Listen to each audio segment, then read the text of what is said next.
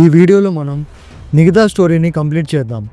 దానికన్నా ముందు subscribe to our channel. Let's begin.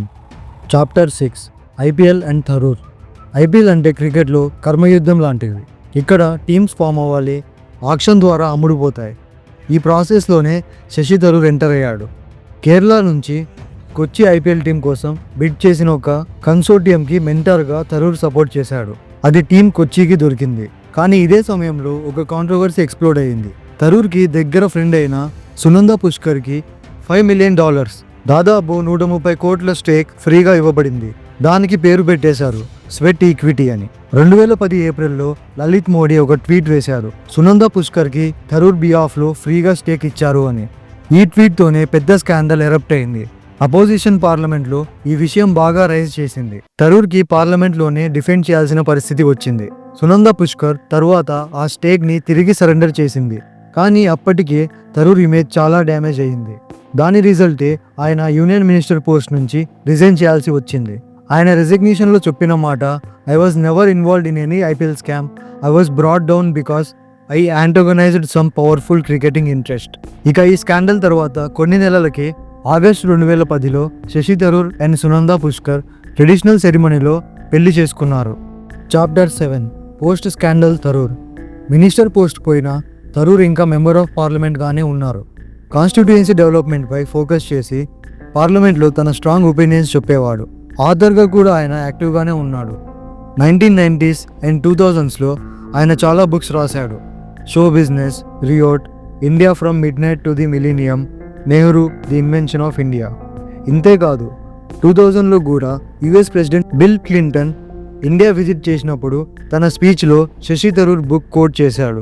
ఒక ఇండియన్ ఆథర్ని యుఎస్ ప్రెసిడెంట్ కోట్ చేయడం అంటే చాలా గొప్ప విషయం.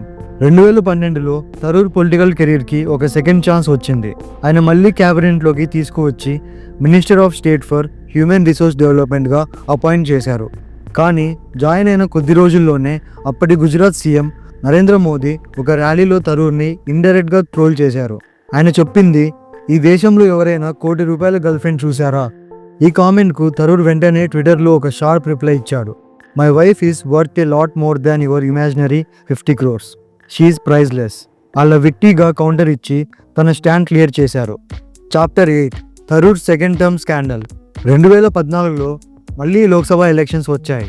శశి థరూర్ తిరువనంతపురం నుంచి రీఎలక్షన్ ఫైట్ చేస్తున్నాడు. కానీ ఈ ఎలక్షన్స్కి కొద్ది రోజుల ముందే ఒక షాకింగ్ ఇన్సిడెంట్ జరిగింది. అది ఆయన జీవితాన్ని పూర్తిగా మార్చేసింది. సునంద పుష్కర్ 52 సంవత్సరాలు, ఒక హై ప్రొఫైల్ ఫ్లాంబోయంట్ ఉమెన్, ఒక మినిస్టర్ వైఫ్. శశి థరూర్తో కలిసి ఢిల్లీలోని హోటల్ నీలా ప్యాలెస్ టెంపరీగా ఉంటున్నారు. ఎందుకంటే అప్పుడు వాళ్ళ హౌస్లో రెనోవేషన్ జరుగుతోంది. అదే హోటల్ రూమ్లో సునంద పుష్కర్ డెడ్ బాడీ దొరికింది. థరూర్ వర్షన్లో ఇది సూసైడ్ అని చెప్పారు. కానీ పోలీస్ రిపోర్ట్లో మాత్రం ఆమె బాడీ మీద ఇంజురీ మార్క్స్ ఉన్నాయని మెన్షన్ చేశారు. వాళ్ళ హౌస్ హెల్ప్ కూడా ఇదే చెప్పింది. సునంద అండ్ థరూర్ తరచూ ఫోన్లో పెద్దగా అరుచుకుంటూ ఉండేవారని, ఒకసారి సునంద థరూర్కి ఫోన్లోనే వార్నింగ్ ఇచ్చిందంట, నేను మీడియాకి అన్నీ చెప్పేస్తాను అని. ఇంతలోనే ఇంకో ట్విస్ట్. ఈ డెత్ జరిగే ముందు జస్ట్ 48 hours ముందు ఒక స్ట్రేంజ్ ఇన్సిడెంట్ జరిగింది. మెహర్ తరార్ అనే పాకిస్తానీ జర్నలిస్ట్తో మ్యాటర్ బయటకు వచ్చింది. శశి థరూర్ ట్విట్టర్ హ్యాండిల్ నుంచి సునంద కొన్ని ట్వీట్స్ చేసిందంట. అవి ఏంటంటే, మెహర్ తరార్ తన హస్బెండ్ని స్టాక్ చేస్తుందని అక్యూజ్ చేసింది. అప్పుడు థరూర్కి దాదాపు 20 lakh ఫాలోవర్స్ ఉన్నారు. అలా అందరి ముందే ఎక్స్పోజ్ అయ్యింది. కొద్దిసేపటికి థరూర్ ఒక ట్వీట్ వేశాడు, my Twitter handle has been hacked, I am temporarily deactivating it అని. నెక్స్ట్ డే కూడా సునంద మెహర్ తరార్ మీద ISI ఏజెంట్ అని చాట్ చేసింది. అదే రోజున థరూర్ ఒక జాయింట్ స్టేట్మెంట్ రిలీజ్ చేశారు. We are happily married and we intend to stay that way.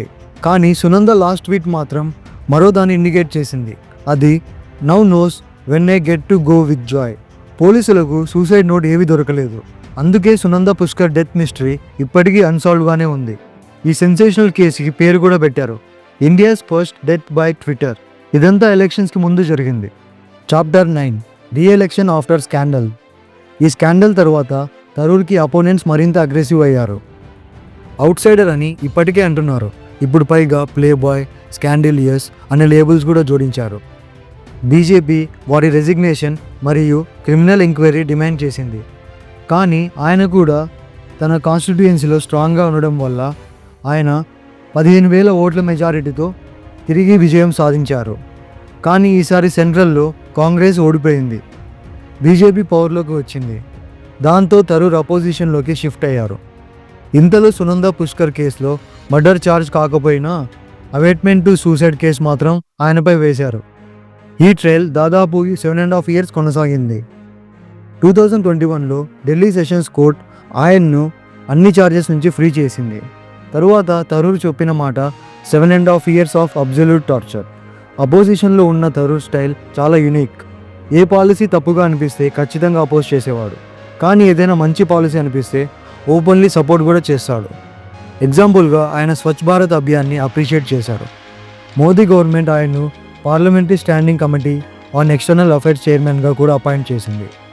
కానీ కాంగ్రెస్కి మాత్రం ఆయన ఈ బ్యాలెన్స్డ్ స్టైల్ నచ్చలేదు. అందుకే ఆయన్ను అఫీషియల్లీ స్పోక్ పర్సన్ లిస్ట్ నుంచి తొలగించారు. ఇంతలో జూలై 2015లో ఆయన Oxford union speech virally spread అయింది. ఇది బ్రిటిష్ రాజ్పై ఒక ఫైర్ స్పీచ్. తర్వాత అదే టాపిక్పై ఆయన ఒక బుక్ కూడా రాశారు, the British empire in India. తర్వాత ఆయన లోక్సభలో డీక్రిమినలైజేషన్ ఆఫ్ హోమోసెక్సువాలిటీ కోసం ప్రైవేట్ మెంబర్ బిల్ కూడా ఇంట్రడ్యూస్ చేశారు. ఆయన మాటల్లో this is not about sex, this is about constitutional freedom. 2018లో ఆయన మోడీ బీజేపీపై ఒక బోల్డ్ స్టేట్మెంట్ ఇచ్చారు, they will tear up constitution and create a new Hindu Pakistan. ఇది బీజేపీలో పెద్ద నాయిస్ క్రియేట్ చేసింది. బీజేపీ లీడర్స్ ఏమో శశి థరూర్ మీరు పాకిస్తాన్ సిటిజన్స్ని లవ్ చేయాలనుకుంటే చేయండి అని కౌంటర్ ఇచ్చారు. కాంగ్రెస్ కూడా థరూర్ స్టేట్మెంట్ నుంచి దూరంగా నిలిచింది. 2018లో థరూర్ మళ్ళీ 2 బుక్స్ రిలీజ్ చేశారు, వై ఐఎమ్ ఏ హిందూ మరియు ది పారాడాక్సికల్ ప్రైమ్ మినిస్టర్. తరువాత ఆయన 3rd లోక్సభ ఎలక్షన్లో కూడా విజయం సాధించారు. ఈసారి మరింత మెజారిటీతో దాదాపు 1 lakh ఓట్స్ లీడ్. కానీ బీజేపీ మరోసారి ఫుల్ మెజారిటీతో సెంట్రల్లోకి వచ్చింది. థరూర్ మళ్ళీ అపోజిషన్లోనే కూర్చోవాల్సి వచ్చింది. తరువాత 2022లో కాంగ్రెస్ ప్రెసిడెంట్ ఎలక్షన్స్ జరిగాయి. 20 సంవత్సరాల తరువాత జరుగుతున్న ఈ ఎలక్షన్లో థరూర్ కూడా కాంటెస్ట్ చేశాడు. కానీ గాంధీ ఫ్యామిలీ సపోర్ట్ మల్లికార్జున్ ఖర్గేకి ఉండటం వల్ల ఆయనకు హెవీ డిఫీట్ వచ్చింది. ఇక సైడ్ లైన్స్లో ఉండగానే ఆయన 3rd టర్మ్ కూడా కంప్లీట్ చేశారు.